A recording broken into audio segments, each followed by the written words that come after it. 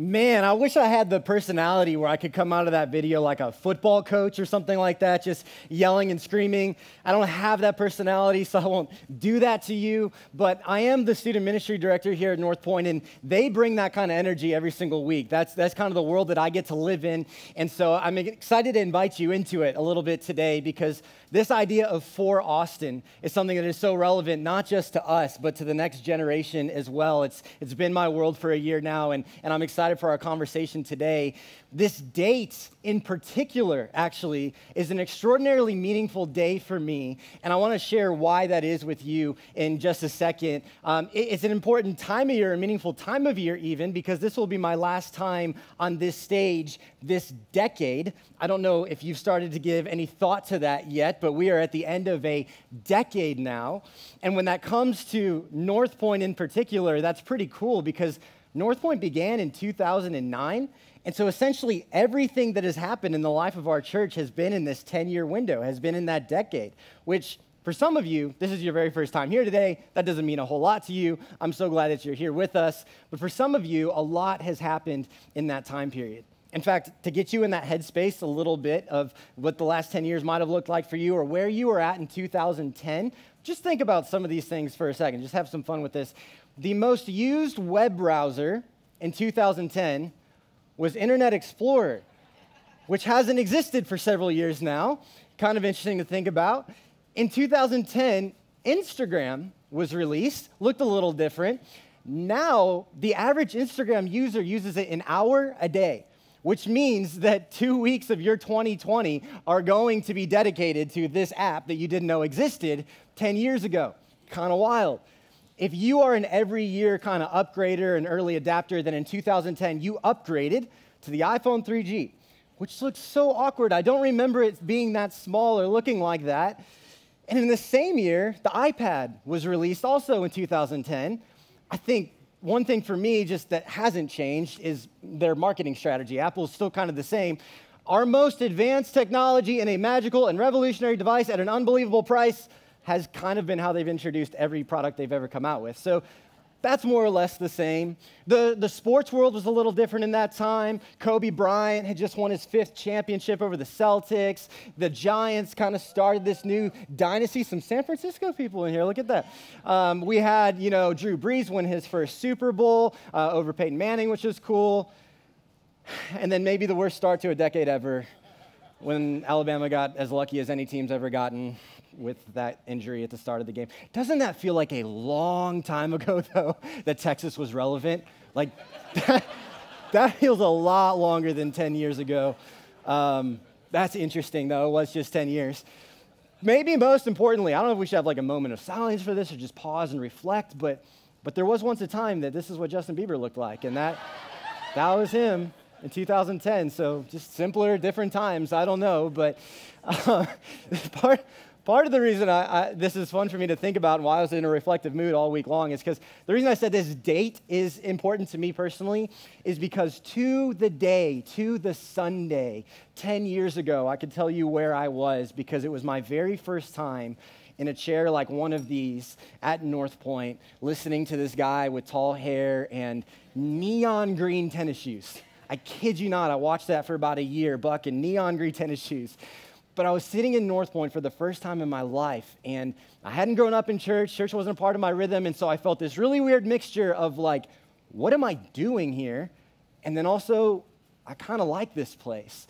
In fact, it was a huge 12-hour period for me because the night before, so that Saturday night, that was the first time I ever hung out with Emily in a group. Emily is now my wife. I was sitting at home on a Saturday. I was watching college football. One of my friends asked me for a ride. I had a summer birthday. I could drive a little earlier than some of my friends, and I was like, no, I'm going to stay in. I don't want to go to this Texas Stars game that everybody was going to. 30 minutes later, somebody else asked for a ride, and they said, hey, I'm with Emily, who I had a crush on already, and I was like, oh, I'll be there. Little awkward with the other friend when I finally got to the game, but this was us. This was me 10 years ago. This is us at that first night at this Texas Stars game. Emily and I started dating not long after that, and then I stayed with all the guys at Jeremy Edelin's house that night. Jeremy's the guy who was up here just a couple of minutes ago. He's our service programming director here at North Point. Ended up being my college roommate and all kinds of things, but I didn't really know him well at the time. And he, along with all the guys, brought me to North Point on that Sunday morning. And I think about that a lot. I'm like, I've worked here for several years. I married Emily. Like, I became a Christian here. What if I was like sick that weekend? Like, my whole life would be different. But it's fun on days like this when, you're at the end of a season, the end of a year, the end of a decade, to kind of pause and reflect for sure. And I don't have time to jump into all that North Point has meant to me in that time frame. Certainly, it has absolutely changed my life. That would be an understatement.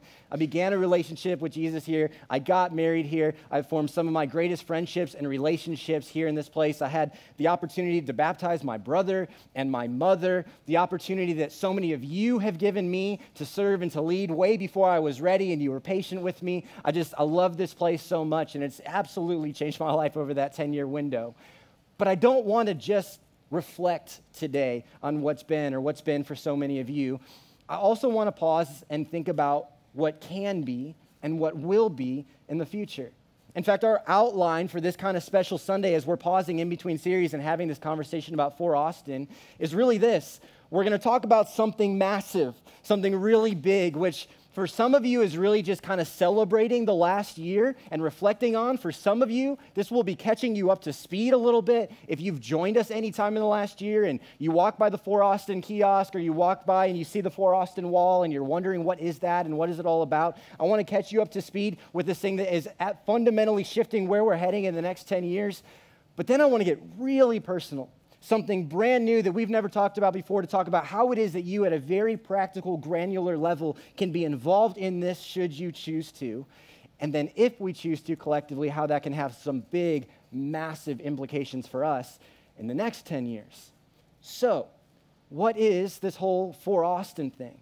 It's based on the premise that we live in a unique city. And we talk about this a lot at North Point, but I still just think we take it for granted all the time. We live in the fastest growing major city in the United States of America, and the most powerful country in the world. We live in the city that is most consistently rated the #1 place to live in the United States.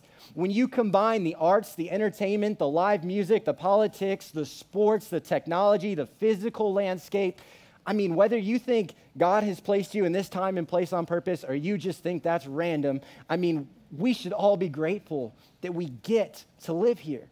And as we think about this influential city, one of the conversations we're having is, what is the role of the church, like Big C Church, in the development of, in the influence of, in the care and the support of this incredible city?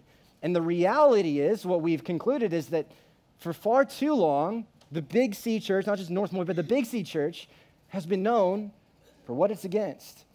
For me, this was me growing up. This is what came to mind when I thought about church. And whether you have had an experience that confirms this, I promise you, you know somebody, care about somebody, are probably related to somebody that has had an experience like this. And we just said, hey, we are at a pivotal time where ideas and information transfer faster than ever in human history. We have the opportunity to pivot the perception of what the church is and can and should be. And so what we want to be known for is we want to be known for what we are for, not what we are against. And what we are for is not the cement in the streets of Austin. We're not for the road signs of Austin. We are for the people of Austin. We are for this generation, the previous generation, and the next generation. We are for you whether you are 5 years old or 95 years old. We are for you, regardless of your political affiliation, your religious affiliation, or lack thereof. We're for you regardless of your gender, regardless of your age, regardless of your income level, regardless of your orientation, regardless of whether you are single, dating, married, divorced, or remarried. If you are a human and you're breathing right now, we are for you. And our assumption is that life for all of us has the tendency to get complicated, has the tendency to get overwhelming. And that we're all doing the best we can to get it right. And we here at North Point, we just want to help with that. That's why we have opportunities and environments like Marriage Matters, because marriage has never been easy for any couple ever, and we don't think anybody should ever go through it alone, and we just want to help if you want the help. That's why we create environments like Money Matters, because we know the freedom that is possible when you come out from underneath your finances and you get on top of your finances. There is incredible freedom in that. That's why we have community groups meeting all over our city every single week, because we don't think anybody should do life alone. That's why we staff our kids and student environments with hundreds of volunteers every single week. Because as important as it is what happens in here, what we're really banking on is preparing the voice of and helping the next generation discover their voice to impact and influence the future. That is why we say we are for people. That's why we are for dozens and have partnered with dozens of nonprofits and small local businesses to say there are extraordinary men and women out there doing incredible things, and we don't want them to see the church as competition. We want them to know we're here to be a partner, that we're here to lend people and resources to be for our city. I could share so many stories with you, and I'd love to do that. I just think it'd be more beneficial for you to either celebrate the last year if you've been with us, or to kind of get caught up by actually looking at it visually. So take a minute with me and look at this video.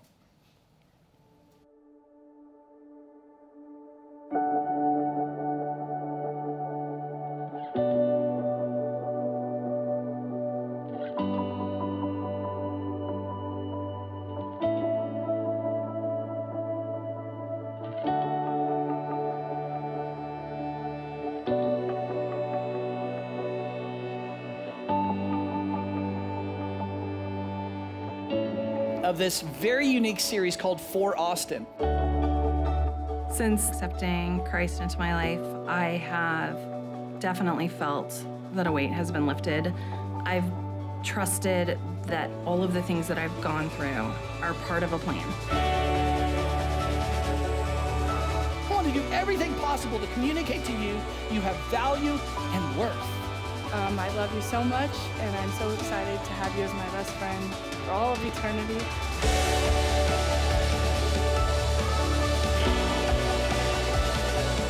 That's awesome, buddy. I'm so proud of you.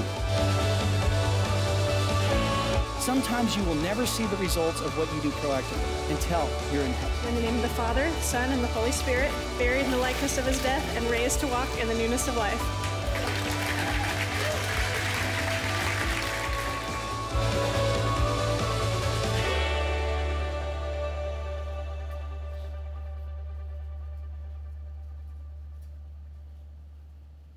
I honestly wish we could spend the rest of our time just celebrating stories of what has happened, because it has been a remarkable year to kick off this dream together. You guys have done incredible things. I think for me, one of the greatest parts of this past year has just been being on the front lines and watching moments and events where there's kind of a cross-generational movement, where adults and students will come together at events like My Life or Camp 75 and serve and impact our city together.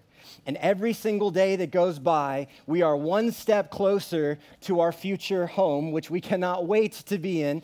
This is going to be on Crystal Falls Parkway, and there's so many good things happening every single day. It's all in the details, the important details. We got about 85% of the documentation approved at this point. We've got, full plans for civil and electrical and mechanical and all of that kind of fun stuff. It's all moving. Don't want to bore you with it, but we are hoping to break ground anytime in the next couple of weeks. In fact, we have updates at foraustin.com. You can kind of keep up with the progress there. We'll continue to post updates there. You can give and invest in it if that's something that you've been excited about over the past year. So many of you already have, and I just want to take the moment that I have up here to say thank you for that. I know that comes at a cost. I know it's a sacrifice, and the stories that you have made possible by us being able to have a resource where we can love and lead people better than ever before is just absolutely extraordinary. But today specifically, I don't just want to talk about North Point's 10-year plan, if you will. I don't just want to talk about where North Point is going. I want to talk about us, because what is North Point if not us? North Point is the people of North Point. And so instead today, I'd like to go a little bit of a different direction, and I'd like to talk about you personally and what the future, perhaps what the next 10 years holds in store for you personally. In fact, when you think about this question, What do you personally want your next 10 years to look like? Do you hope to graduate high school or college?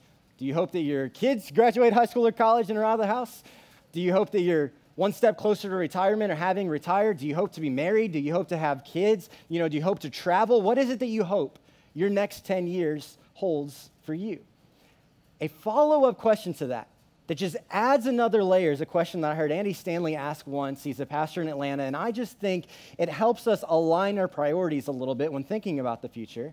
He said, what do you want people to line up and thank you for at the end of your life? Not in an arrogant, narcissistic way, but what do you want to be known for? We're all going to be remembered for something. What do you hope you have invested your time and your energy and your money and your resources in that you will be thanked for at the end of your life?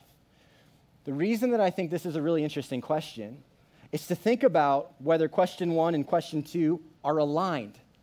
When you think about the next 10 years, did you think about just things that you need to check off in the life process? Did you think about things you need to be productive with?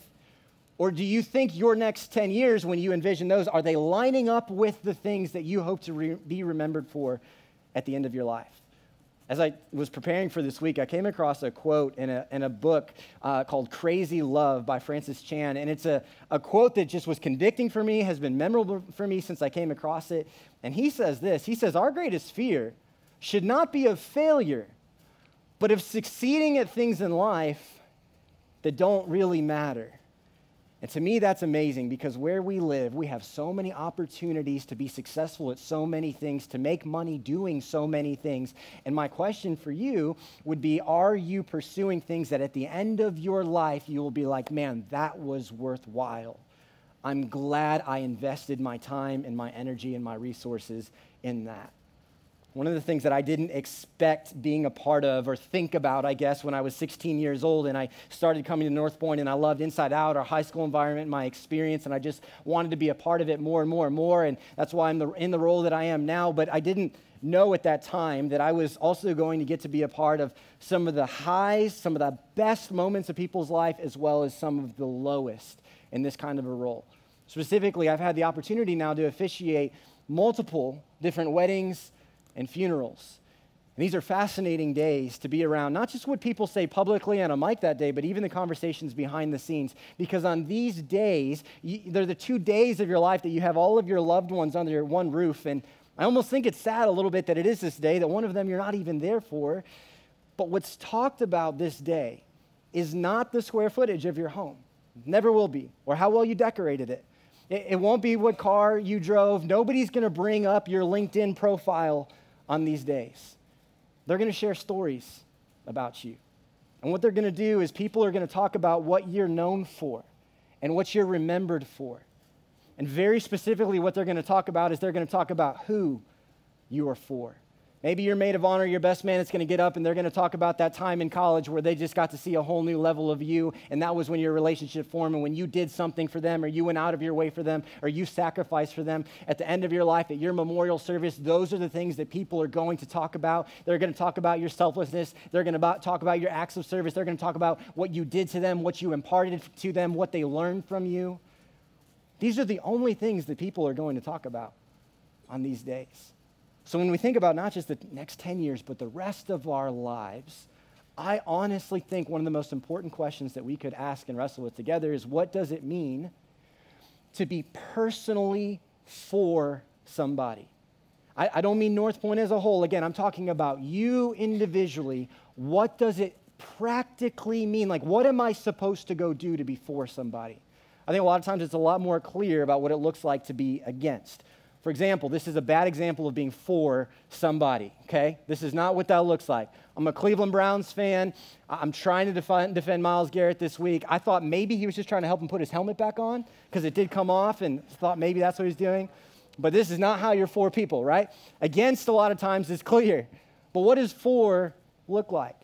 Going back to our outline of the day, we said we're going to start big, and now what I want to do is I want to get very personal, very practical. what can I practically do to be for people? And what I really want to do is invite you a little bit into the world of student ministry, which is so fun for me because, in this role, I get to spend time with, young people in the afternoons every single week and being inspired by their energy and all kinds of things. And then I'm in these environments where I'm with, I would say like people, not old people. I would say, people who I get to hang out with here and learn from and all of those kinds of things.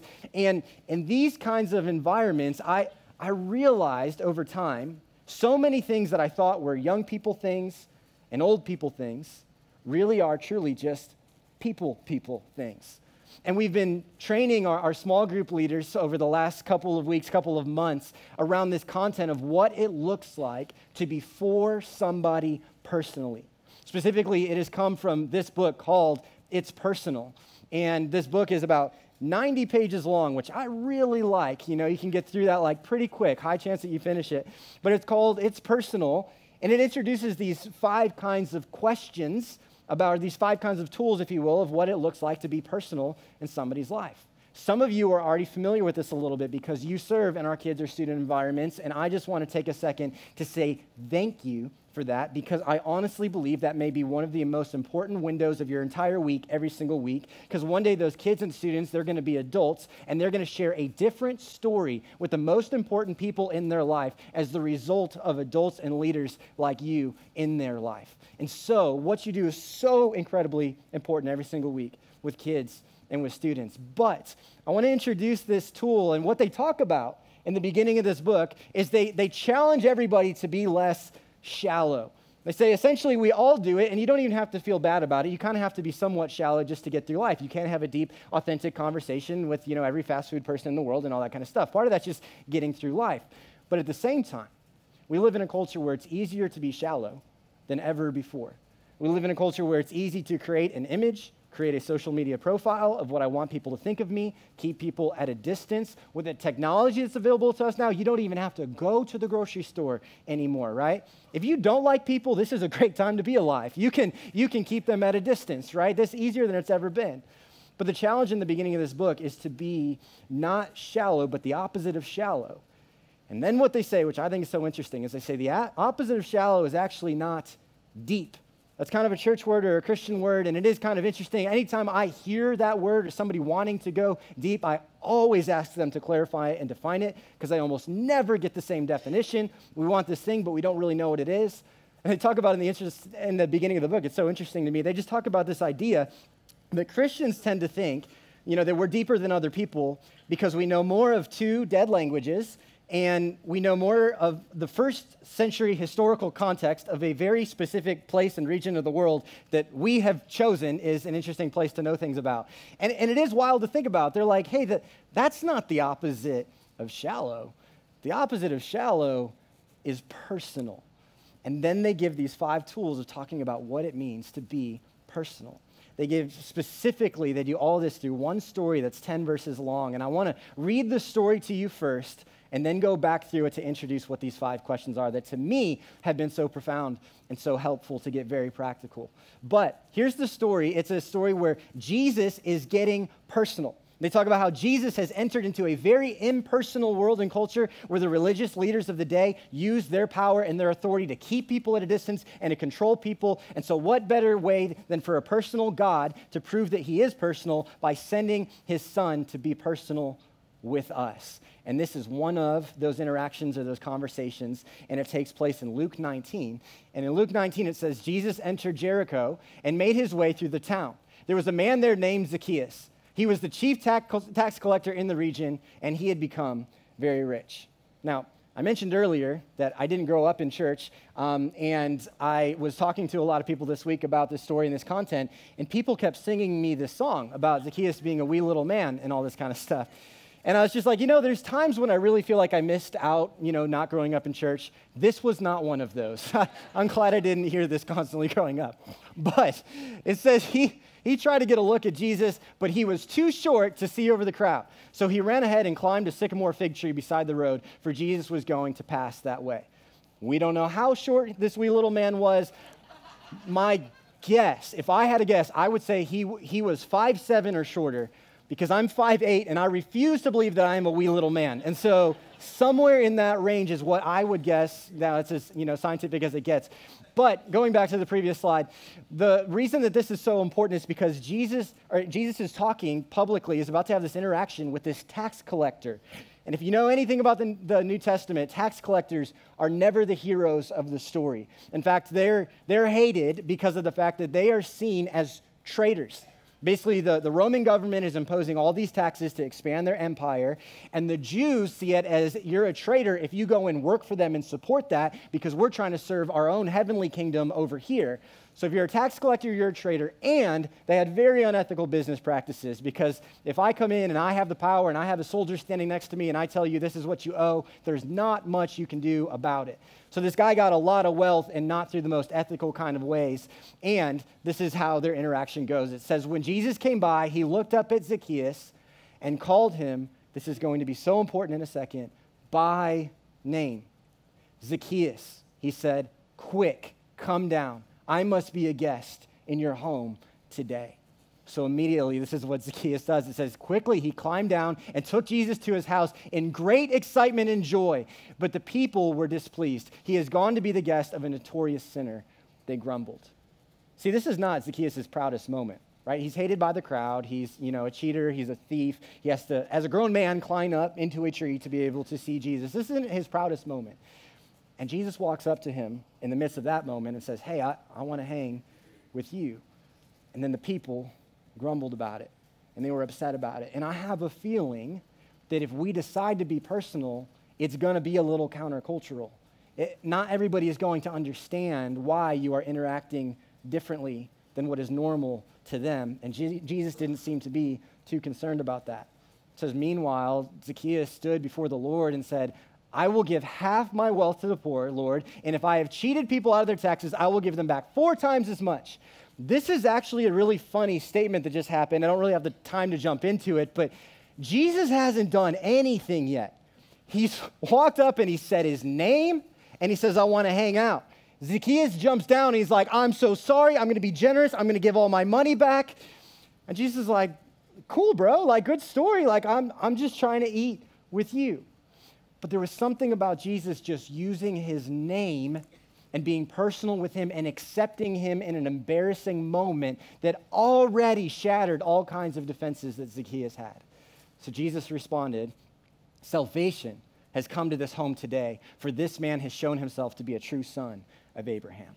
And the rest of the crowd would have been even angrier because he just associated Zacchaeus with the rest of the crowd. They saw themselves as special because they were sons and daughters of Abraham. And they're like, wait a minute, he hasn't done anything. He hasn't followed the 10 Commandments. What are you talking about? And Jesus is saying, no, it's different now. Salvation doesn't come through that anymore. It doesn't come through what you've done. It now comes through me. Zacchaeus, you can be different going forward. And then Jesus delivers what is at least the summary statement of all of Luke, probably the Gospels, and most likely the entire New Testament, because he gives his one-line job description. And if the church is to be the body of Christ, the representation of Christ, then it is our one-line job description as well.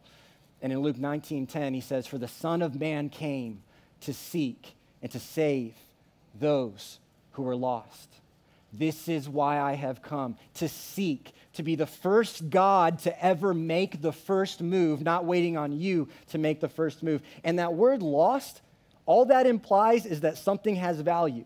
You all have a junk drawer at home. You don't know what's in your junk drawer. Nothing in that drawer is lost because you're not looking for it.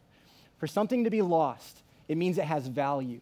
And our Heavenly Father is looking for us because we have value to him and he desires a relationship with us. So now I want to comb back through that and quickly introduce the 5 questions that are the tools that makes being personal so incredibly practical. Here's the first question. If we're going to make it personal, you have to answer, for somebody you're trying to be for, you have to answer the question, do you know my name? And that might sound so incredibly simple that you came to church today to hear that, but honestly, do you know the names of the 5 closest houses around you? Do you know their names? Do you know their kids' names? You have to ask your wife, hey, honey, who's that? Maybe we should look them up on Facebook and creep them real quick. I can't remember. Do you know the names of the parents of the kids at sporting events that you're at every single week? Do you know the names of all the people, in your hallway where you work? I mean, it is so easy to skip that kind of detail, but a name is the first word we usually learn. It is the way that we form a sense of identity. There are signals that go off in our brain when we hear our name that happens with no other word in our life. And I've always said I'm really bad with names. And I was like, man, there's, a couple hundred people on Sunday mornings. We've got like 300 students. I can't learn all the names. And I had to go in front of about 40 small group leaders last week or a couple of weeks ago as we started to introduce this content and just say, hey, I've always said that, but that's just not true. I can still name for you about 1,000 Pokemon and who they evolve into from my childhood. I know a ridiculous amount of athletes and stats about them that I should never know and learn new athletes every single year by watching ESPN. I mean, I don't have a problem with names. I just haven't been intentional with names yet.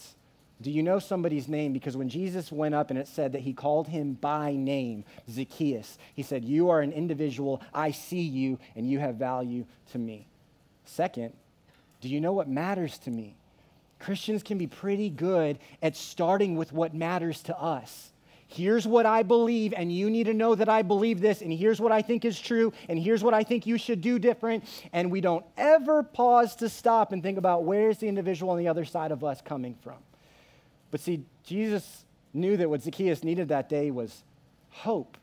And he was on his way to Jerusalem. This is the last recorded personal interaction in Luke. And he is literally on the cusp of the biggest event in human history. Jesus was not caught off guard by that. But he paused. He stopped his day. And he met Zacchaeus where he was at. And then he invited him into his home, which leads us to our third question of, do you know where I live? Not my physical environment, but do you know where I live emotionally? Do you know where I live mentally? Do you know where I live spiritually? Do you know where I live relationally? Do you know what's really happening with my marriage? Do you know what's really happening with my kids? Are you assuming what it's like to be my ethnicity, my gender, my race, my age, my income level? Are you assuming what it's like to be in my world? Or have you made the effort to build that bridge of empathy?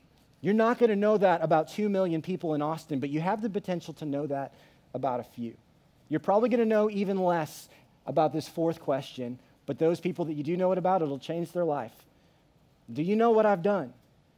So many of us and so many of the people that we would try to be for cannot make any progress in our own life and certainly no progress in our relationship with God because what we have done has now become who we are. What we have done has now become our identity. So instead of I did something bad, I did something stupid, I made a mistake, I failed, it's now I am stupid. I am a failure. I am a mistake.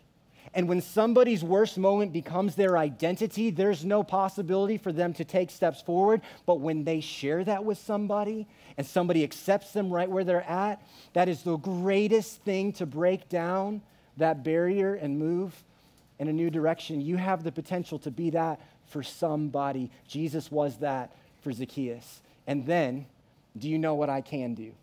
This is one of those questions that I thought was more important for kids and students. It's so important that somebody recognizes their value and their worth and potential and speaks that into their life. But I've realized as I've gotten older that adults don't hear this very much anymore. We start to get stuck in our ways and we start to think, you know what? I can't trust people. I can't even trust myself. I've been doing the same thing for so long. And we start to become cynical, and what we start to lose is our hope that things can be different.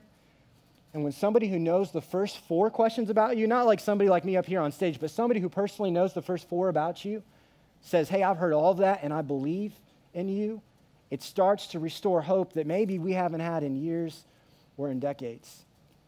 The bottom line of these ideas, of these questions, is that if you and I are going to be personally for somebody, we must make it personal. Maybe that sounds simplistic to you, but this is what is required if we are going to make a difference in this incredible city where we live. And I'll be completely honest with you, if I had heard an idea like this a year ago, I think at best I would have thought something like, that's a good point. I should be more intentional about names. I should probably write them down. I should stop and pause a little more. I should be kinder. That would be good stuff. But a year ago, I would not have understood the magnitude of what can be hanging in the balance and what is possible when somebody commits to this. And I learned the magnitude that is possible from a friend of mine. And like so many things I'm now learning in life, it's from people that are younger than me. And this person that I learned it from was my friend, Miles Hutchison. Miles was a student here at North Point. He was one of our leaders, one of our captains, served in all kinds of areas. He had this absolutely overwhelming, infectious personality. He was known for memorizing people's names, asking you how you are, greeting you, and encouraging you. And in fact, I get frustrated a lot of the times when I try to talk about Miles to people who didn't have the opportunity to know him, because they just think, oh, he was a nice kid. And I'm like, no, he was so much different than that. He was one of the most extraordinary people that I ever met. Miles, when he was in second grade, he discovered that he had a rare blood disease where his blood essentially was no longer able to clot. And it was going to cost him his life unless he could find a blood donor, and nobody in his family was a match. And finally, they found a stranger who was. And he woke up from surgery, and he said he was like angry. He was frustrated because he didn't know who had given him blood, and he had to say thank you to that person. And he decided in a hospital bed in second grade, he said, well, I'm just going to treat every single person I meet like they were the one who gave blood to me, because maybe they were. There's a PALS video of him online on YouTube where he challenges everybody to treat people as if they had done something crucial for you. That, about a year ago, December 3rd of last year, was one of the most difficult, longest days of my life. And I remember waking up that morning on December 3rd, and I got a phone call from one of our small group leaders. It was actually Miles' small group leader. And he called me, and he said, Jordan, I have something really, really bad. And I was like, hey, what's going on? Like, are you okay? He goes, no, it's really, really, really, really bad. And I said, are you safe? And he said, I just heard that Miles Hutchison died in a car accident this morning. And it's that moment that I hope you only experience a couple of times in your life of genuine shock, where your stomach drops, your skin doesn't feel right on your body, your tongue is heavy, reality doesn't make sense. It's like, what you just said to me definitely isn't true. I know that's not what happened. And 2 hours later, I fielded probably the most difficult phone call of my life so far when Miles' mom called me just to have the courtesy to give me a heads up and confirm that was indeed true. We opened up the doors of North Point that day just to have a place for our community to be together. And I kid you not, there were over 500 people here. There were students, there were coaches, there were teachers, there were principals, there were small group leaders. And towards the end of the day, we put out these giant blue sheets of paper because we just wanted to have an opportunity for people to express themselves in some kind of way. Hey, write a note to him or something like that. There were over 300, I don't want to call them notes. I just want to call them like letters, because throughout this entire book is the collection of 300 different stories. You can see these things like even from a distance. These weren't one-line things. These were legitimate stories, paragraphs, letters. And as you go through and read this, it's absolutely extraordinary, because one after another, there's probably 100 to say, you were the only person who remembered my name. It was Miles, thank you for being there for me when I was having a difficult time, no matter what it was like for you. Miles, you changed my life. Miles, thank you for saving my life. Miles, thank you for showing me what kindness looks like. Miles, thank you for showing me what love looks like. At his memorial service that week, over 2,000 people were in this room. There was not an empty seat, and people were watching the memorial service from the hallways on TVs. And we asked the people there, have you ever seen something like this before? And they said, a couple of years ago, a police officer was killed in action, and the entire Greater Austin police force showed up. That's the only thing that we've ever seen that is even close to this. Since there has essentially been a movement, if you will, I just don't know what else to call it, called Love Like Miles. And this hashtag LLM has been all over the place in stories of encouragement, stories of serving people. There are t-shirts that say Love Like Miles. People have this tattooed on their bodies. It is unbelievable. And I don't mean to belittle anybody else's life or story, but people pass away all the time. Young people pass away all the time. They don't get tattoos on their body from people that hardly even knew him. It is extraordinary. When we left the service that day, I was in the same car with Buck, and we were driving away, and he said, I've done so many memorial services before. Today was just different. He said that was the power of love. For me, to love like Miles does not just mean to be nicer. Miles' actions weren't just different, his heart was different. Because he knew that somebody had sacrificed so that he could live. And over the course of that next 10 years, he discovered that somebody had sacrificed 2,000 years ago so that he could live forever.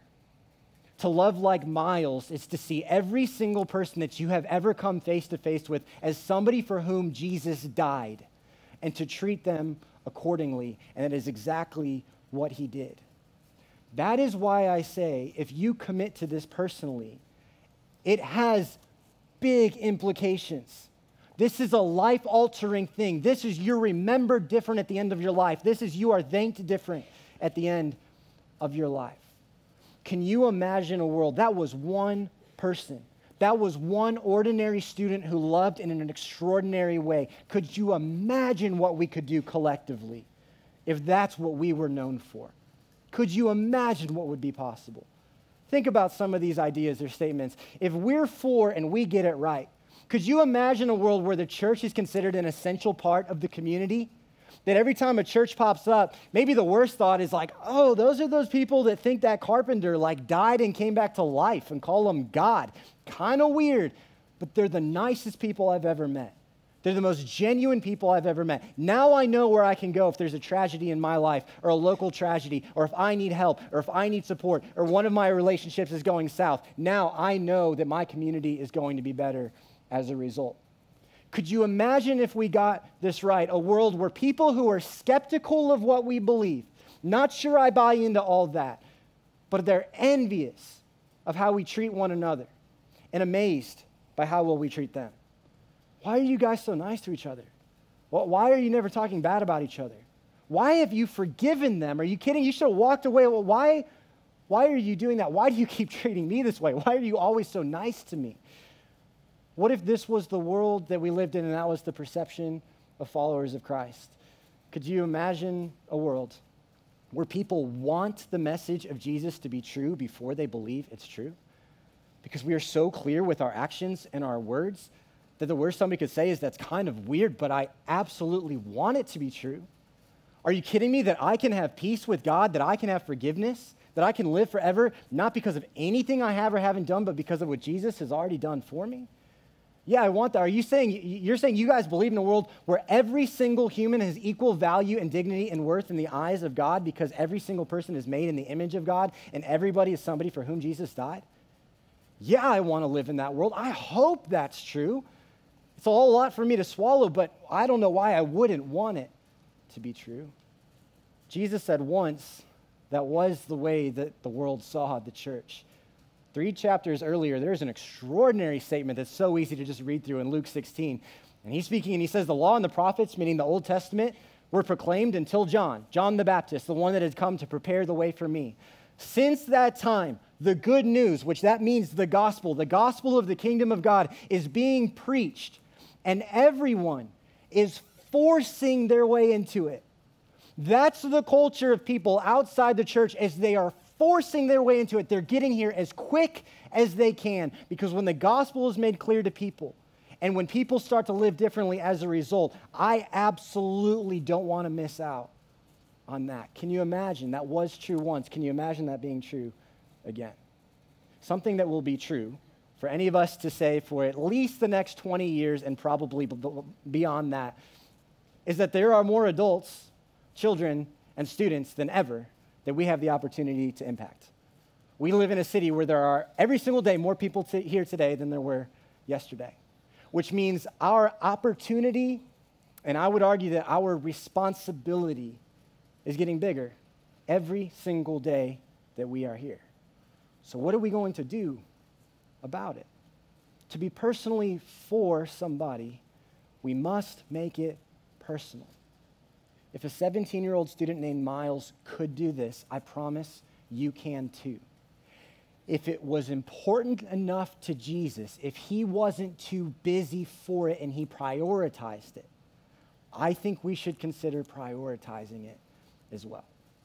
So what does it mean? What does it look like for you to make it personal? I'd love to pray for what is to come for the rest of our day. I'm so grateful you guys have been here with us. Heavenly Father, God, thank you that you modeled personal to us first, that we know what personal looks like because you made the first move in our direction. God, thank you that it is true that everyone we've ever been eyeball to eyeball with has incredible value, worth, and dignity because of you, because of your son, Jesus. And God, this is a shift for a lot of us. This is a new perspective for so many of us. This is moving in a new direction for a lot of us. And God, I just ask that you give us the passion, that you give us the drive, that you give us the heart, that you give us the eyes to see that and to take steps in this new direction, to be for our city in a way that has never experienced before, and that the ripple of that would be God-sized. God, we love you and we need you. It's in Jesus' name that we pray. Amen. Thank you guys so much for being here. We can't wait to see you next week.